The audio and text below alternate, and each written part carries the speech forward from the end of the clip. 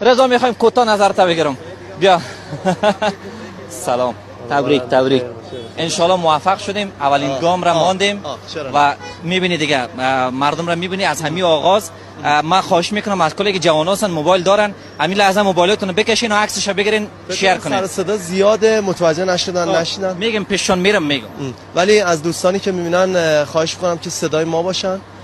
ما نیاز داریم که خیلی قوی تو این نمایشگاه شرکت کنیم. دعای یک ملت 40 میلیونی خیلی میتونه تو اعتماد به نفس ما تو نمایشگاه کمک میکنه و همچنین بازتابی که میتونه داشته باشه. اگه براشون امکان پذیر هست فقط شیر نکنن، لایک نکنن، دوربینشون رو بردارن، از پدرشون در این مورد بپرسن، از مادرشون، از کوچولوهای خونه، حتی دوستانی که ما از دست دادیم تو این مدت 40 سال و آرزو داشتم که می بودن و این صحنه رو میدیدن. شیر کنن توی شبکه‌های اجتماعی، به این بحث دامن بزنن و این گفتگوی بین من و تو ارشاد